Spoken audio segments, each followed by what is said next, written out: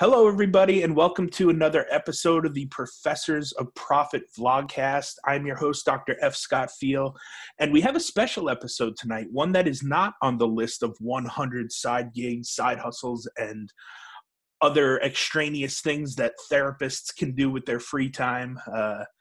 This was a cool story that I've kind of been following for a little while now. Dr. Katie Sipe is into some interesting things that I think could make a cool side hustle and side gig for a therapist eventually. So, Katie, go ahead and take it away. Tell us a little bit about your educational experience and how it led you to where you are today.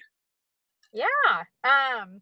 So I had wanted to be an orthopedic surgeon. My dad is one. And so thought that was the plan for a long time, but then realized I wanted, sorry, the car door is opening. I had wanted to work more directly with patients, and I wanted more one-on-one patient time.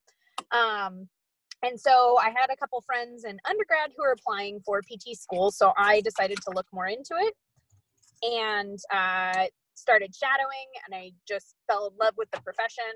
I did most of my shadowing at a pediatric clinic. Took about almost 2 years off in between undergrad and grad school getting experience. I worked as a barista, I worked at a tap room, and then I went and I got my doctorate from the University of Puget Sound in Tacoma, Washington. Graduated there in 2018. And landed my first job as an acute care therapist, funny enough, on the orthopedic floor. So I kind of went full circle. Yeah. Yeah, so it's been kind of fun. You know, my dad thinks PT was an awesome profession. My sister's also, she's a pharmacist. My mom was a nurse, so a lot of us have been in the healthcare world. So it's been fun because he and I can still kind of talk shop about various ortho things. So, and I like working in the acute care setting. It's really fast paced. I like the collaboration that you get in that setting, and there's still a decent amount of autonomy there as well. So it's been a really good place. So I've been there since I graduated 2 years ago. Awesome. Yeah. I've been following your story for a little while now, and I have to admit that I am super interested in some of your hobbies and your side gigs. So you're a physical therapist by day. Your 9 to 5 is in PT. But tell us a little bit about some of your interests and your hobbies that you do in your free time. Yeah, I mean, the one that definitely predominates our life is Twitch, which is a live streaming platform. So my husband and I actually got into Twitch about almost 2 years ago, or no, it was about 2 years ago. My husband was a food professional for almost 10 years. And so we actually had started on YouTube trying to do kind of a cooking basics channel. And we liked the live interactions that you get from Twitch. So about November 2 years ago, he made the debut on Twitch as a food and drink streamer. So he does that about 2 to 3 times a week, making food, we play games, things like that. And then I decided, about 6 months after he started, I decided, this is pretty fun. I should do this too. So I actually started as a gaming channel. So my first game was the Lego Harry Potter game. And right when I started my job, the Lego Hogwarts Castle had just come out. And I'm a huge Harry Potter fan. And I had to avoid not buying it right then and there. I just gotten out of PT school. I'm like, I got to save up a little bit. I can't get this right off the bat. And during one of my streams, basically my chat kind of peer pressured me into getting it, and it didn't take all that much persuasion to get it. And I decided for July 31st for Harry's birthday, I thought it'd be fun to build it. And I didn't realize how much fun I was going to have building this live on stream. So I had so much fun that I wanted to keep doing it. And so it took me about 30 hours on stream over, I think, 9 different streams. Building the castle. And so basically that was the tipping point for my channel, where I turned in from a gaming channel with a little bit of Lego to a Lego channel with a little bit of gaming. I got plugged into some other Lego builders on Twitch through Instagram. So there's a whole brick building community that I'm a part of. And that really has propelled me really over the past year. Went to my first Lego convention early this year down in Portland. I got to meet some of the season 1 Lego masters, so I'm kind of involved in their communities. actually 2 weeks ago, my own community was recognized as recognized Lego Fan Media. So now my community has an avenue with the Lego group. And so it's launched into this thing that I never thought would happen just from, picking up a side hobby about a year and a half ago. Yeah, I have to admit, like in the bigger picture of things, you've done a phenomenal job of tying this all together because streaming, I'm not a huge video game guy, but I do love watching video games. I used to watch my brother dominate video games when I was in grad school while he was in undergrad, so we lived together. And, he and I would play some sports games against each other, but when it came to like any of the action games or the strategy games, I would just watch him play because A, I just didn't have the time, and B, I just always thought it was more fun. So when Twitch came out, I thought it was a really cool thing that I could just watch other people play games and still kind of get the enjoyment of seeing the video game, even though I wasn't playing it.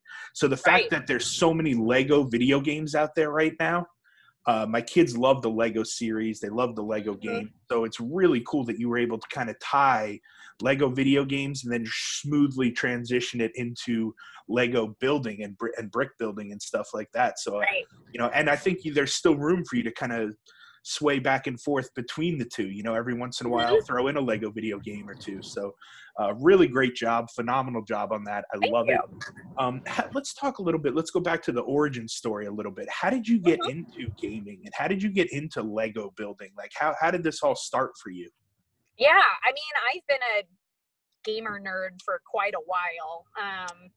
Mostly did more like Nintendo games. Like one of my favorite Christmas presents was a GameCube that we got for Christmas. So I did a lot of the Pokemon games. We did a lot of Mario Party, Mario Kart, Zelda games. And then in high school, I was friends with a lot of guys and they were like, hey, you should get an Xbox so we can all play Halo and Rock Band together. And I said, okay. And basically from that point forward, I was hooked. My husband and I, for about the first year and a half that we were dating, we only got to see each other once a week. So we pretty much played Destiny every night together online, which was a lot of fun.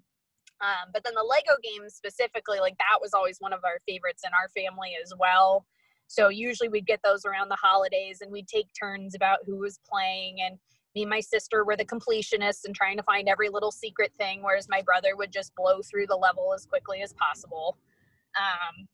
And so that we had a lot of fun. My mom played the Lego Batman games on her DS, and I can remember her always yelling about Robin getting in the way somehow.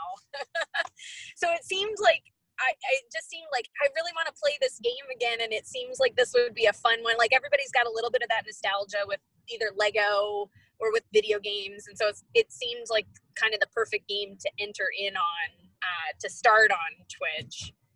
So, because I just loved those games so much.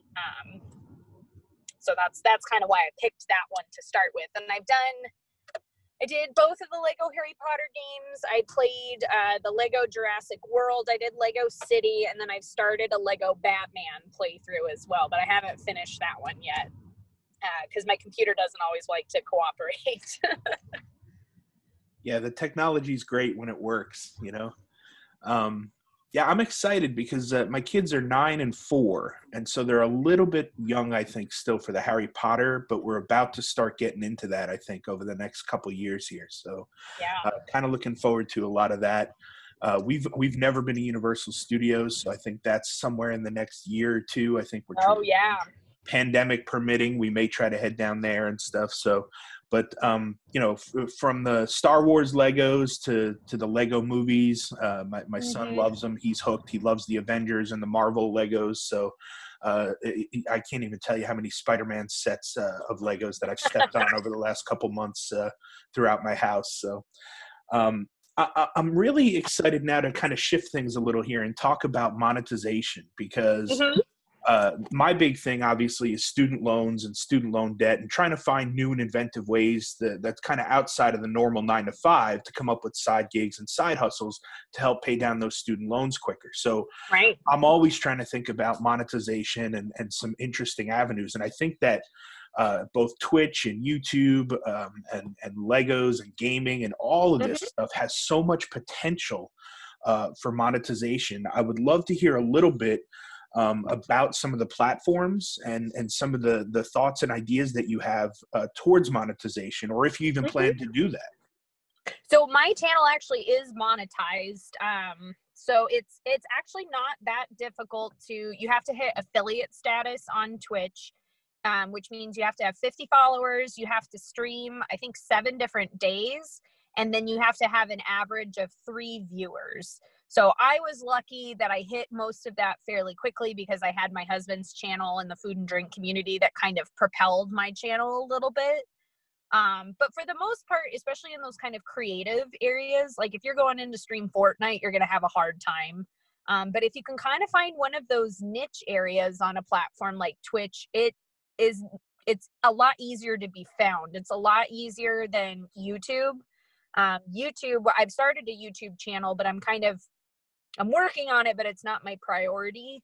But to get monetized on there, you have to have, I think, 4,000 hours of view time and 1,000 subscribers, which is much, much harder to get. Yeah, I've got my 2,000 subscribers. My watch time is not quite there yet. So that's my goal for next year, is to hit the 4,000 hours watched. So, but then I know I think it's hard because I feel like the ceiling is a little bit lower on Twitch. You can still make quite a bit of money. If you're, the big streamers, they can make quite a bit, but you can certainly make much, much more money on YouTube. Like I have a coworker who runs a gardening channel. They're a nurse, and their channel within the past year or two took off, and they went from, 20,000 subscribers to now he's at 500,000. And one of his videos got 5 million views. So, and he's, even just over the summer pulled a decent amount of money, and he was actually able to drop from working full-time to part-time because of the revenue he was getting from YouTube. But he also got, kind of that lucky break where one of his videos kind of just took off somewhere, and that's kind of what propelled his whole channel. So I think from those two perspectives, it depends on what you're more interested in. For me, I liked the live interaction. You can do that on YouTube. It's a lot clunkier. The platform limits how long you can stream live. Trying to link in other things is a lot harder. On Twitch, that's the nature of the platform, is like you can raid another channel where you bring your channel into somebody else's. You've got emotes that gives incentives for people to subscribe to your channel. So a subscriber on Twitch, that's how you monetize. So they pay either $5, $10, or $25 a month, and you get, as an affiliate, you get half of that. You also can receive bits from people as well. That's the in-platform currency on Twitch. You can do stuff like that on YouTube, but it's a little harder, and people are a little bit more gun-shy to use things like PayPal sometimes. So that with both platforms, they revolve on that, but you don't necessarily have to use those.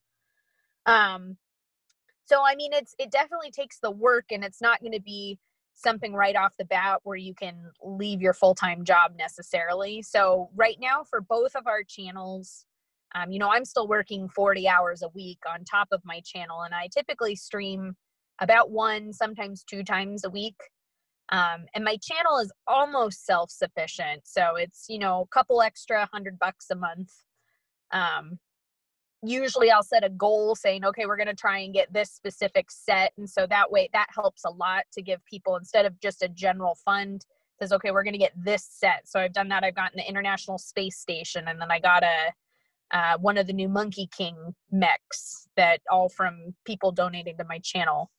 Same with my husband's channel. His essentially covers the cost of our groceries and a little bit more. And we've been able to get things like, we got a really nice Lumix camera, because both of us want to get a little bit more into photography.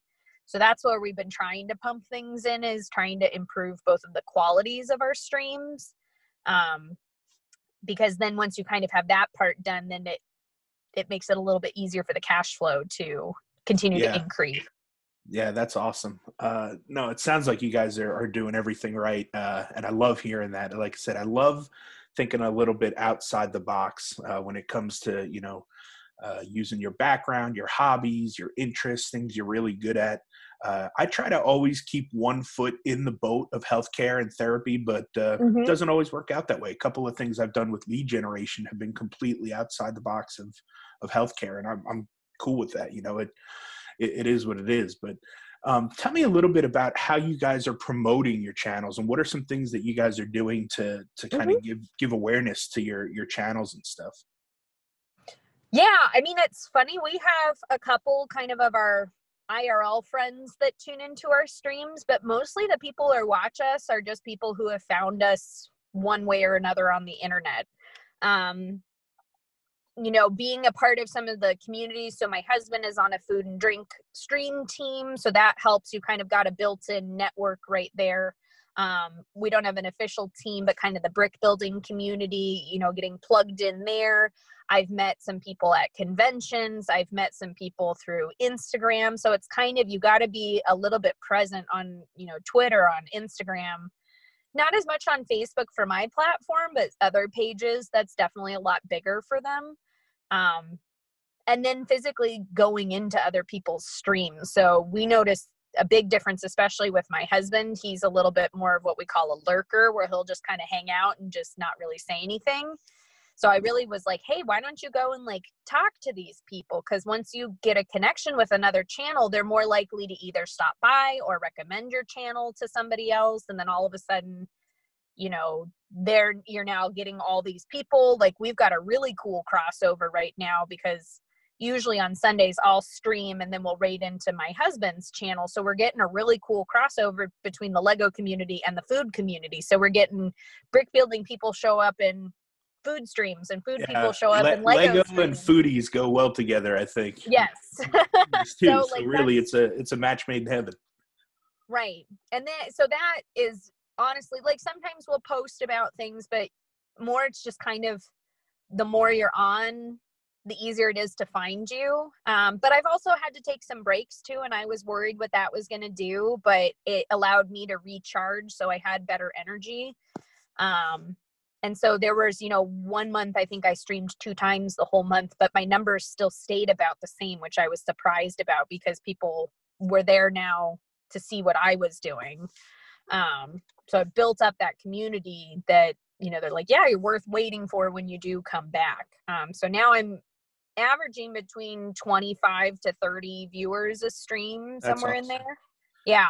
And I think realistically, during the pandemic, people are a little more apt to give you more grace and just, you know, realize that, hey, we need breaks, especially as healthcare providers. Right. We need mental health breaks right now. We need just physical breaks. So sorry if it doesn't always work out.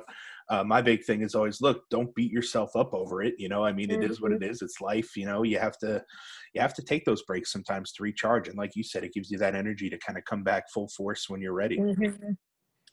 Well, Katie, tell me a little bit about like how you vision or possibly could vision trying to keep that one foot in the boat of healthcare when it comes to, let's say, Legos and brick building.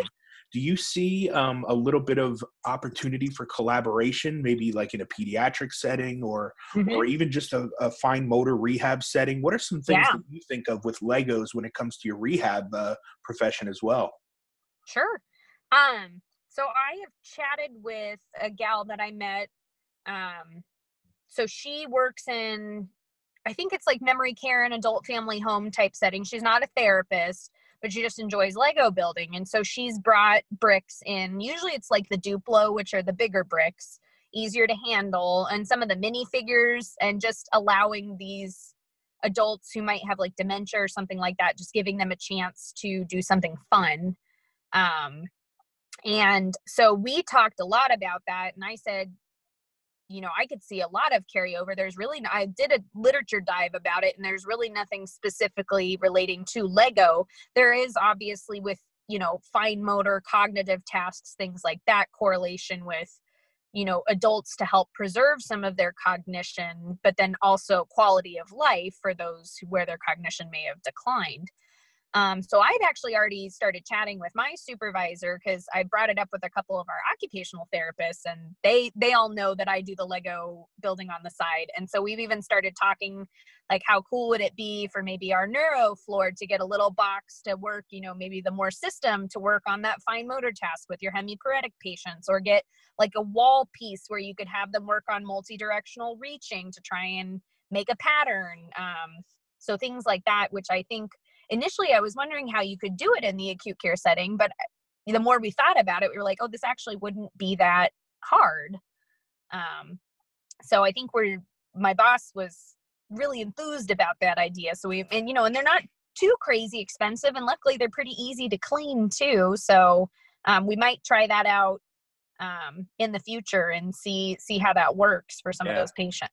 That's awesome. I sense some research grant proposal type things coming up in your future, possibly. Maybe, yeah. I see a lot of cool collab with occupational therapists, so that's awesome. Well, Katie, thank you so much for your time and for coming on to talk to the audience a little bit tonight about your cool side hustles and things that you're doing. Like I said, it's been an absolute pleasure to kind of follow your story and see all the stuff that you've been working on. What do you envision as your big picture, your big, hairy, audacious goals? Like what do you see yourself doing in the next 5 or 10 years? What would make you happy if you reached a goal? I know my daughter loves that Lego Masters show, so I would love to see the first physical therapist on the Lego Masters show. There might be a good chance that I'm actually in talks with some casting directors. I love it. They really were enthused. There's not very many women out there who are in the Lego community. There's a lot of women, but not a lot of them have a platform. So I'm pretty involved. There's a group called the Women's Brick Initiative, which is trying to promote diversity and equity, not just with women builders, but with those communities that are not as represented.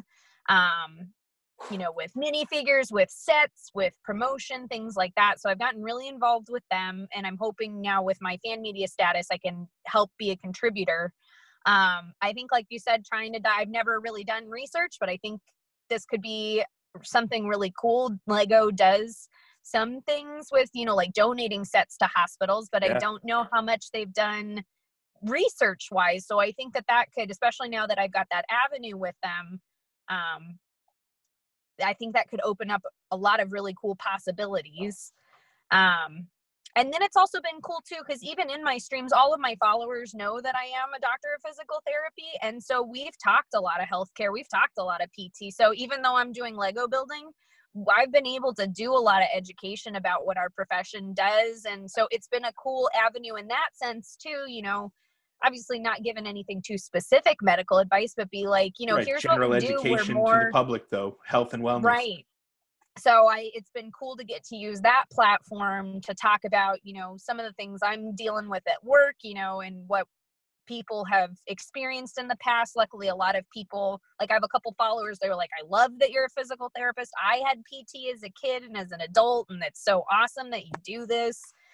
So it's, again, just kind of trying to promote the PT side of me a little bit on that, and then try and find ways to incorporate the Lego side into the PT. So I posted it a while ago in that group, but I want to try and tweak it. But I made a little mini rehab gym as one of my first kind of my own creations or mocks.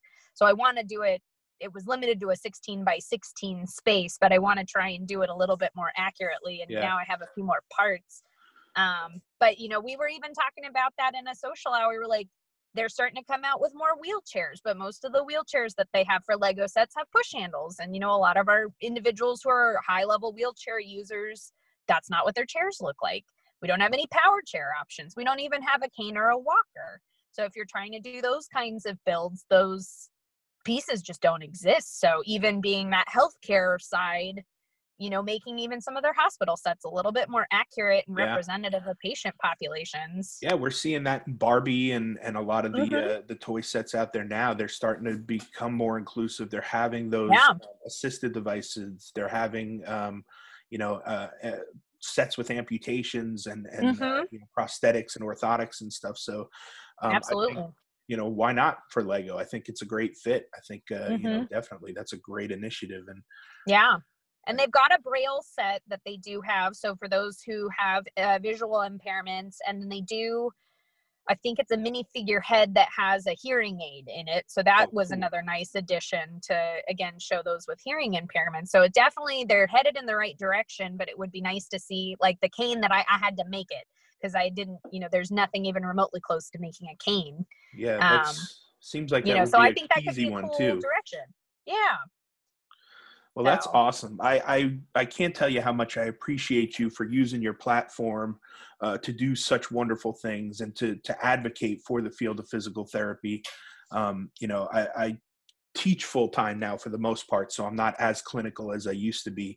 But I would love to have you on to talk to my students at some point too. I Absolutely. teach about advocacy, and my big thing with advocacy is it's not just Capitol Hill. Like, I'm not a Capitol Hill guy.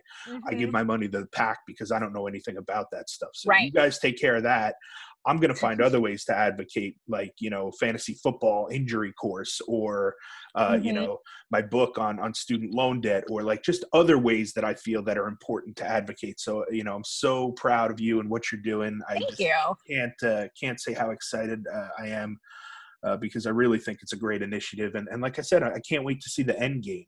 I can't wait to see where you end up and all the great things that you do. But could you tell my audience a little bit about where they could find you if they have any follow-up questions, or Sure. how they could watch you stream? I see a little shout out to Twitch there. You got the gear on even tonight. I do have my Twitch. Yeah. Perfectly. Product Yeah. placement at its finest. Where can they stream you? Where can they watch you? Where can they reach out to you if they have questions? Sure. I mean, I'm pretty much Miss Tapcat everywhere. So that's kind of my screen name. Twitch is my primary streaming platform. So I'm usually there, like I said, 1 to 2 times a week. I'm on Instagram, Twitter, a little bit on YouTube. I'm pretty reachable on any of those. And then misstapcat@gmail.com if they have specific questions is a good way to get a hold of me. Awesome. So, but yeah, I respond to any of those platforms. But yeah, it's just been kind of a wild ride, especially earlier this year, especially when I wasn't streaming it as much. I was kind of going through that imposter syndrome. Like, am I doing this right? Am I doing a good job? And luckily my husband was so supportive, and he's like, stick with it. You're on the right path. And literally this last month has just blown up with opportunities. And so I'm really, really excited to see where this heads. Because it was something like, if you told me 2 years ago this is what I was doing, I would have been like, what are you talking about? And so, but it's just so exciting, especially it's in an area, because I think with advocacy, things can seem so huge. And so finding a couple places within this community where it feels like I can make a difference, not just as a woman, but as a healthcare professional, it feels a little bit more attainable to do that advocacy. And hopefully I can help make a change for the better in a community that is a really great community, but there's always room for improvement. Yeah, that's awesome. Yeah, I think you're already making a huge impact. So keep up the great work. Overall, I think it just comes down to stick-to-itiveness. If, I'm going to make that word up for tonight. But, it is literally that imposter syndrome is it creeps into all of us. And I don't know why. It's a self-limiting barrier that we just don't need. I mean, we know we're good at what we do. We know we love what we do. So just keep doing it. And even if you're not that good at it, keep doing it. If you stick to it, you'll get better at it. Right. It is what it is. You're as good as you are, and you just keep getting better. That's what this whole thing is. That's why it's practice, right? We practice medicine. It's not a perfection thing. We just keep trying to get better at it. We keep trying to hone our craft. And the same goes for anything, hobbies or interests or anything like that. So, well, Katie, thank you so much for taking your time tonight and coming on. This was an awesome discussion. I really enjoyed it. Yeah, thanks for having me. Yeah, absolutely. And I can't wait to share this out to my audience and show them some of the cool things that can be done regardless of your field or profession, if you just kind of, think outside the box and have a little fun. Yeah. Well, thanks again, Katie. And, I'll put all this stuff, I'll put all your links in the show notes so that everybody can find you easily. And then hopefully I'll start chiming in on some of the Twitch streams because sounds good. Yeah, I've got a little more free time nowadays, so I can breathe after the finals. So. All right. Have a great night, Katie. Thanks so much. Thanks. You too.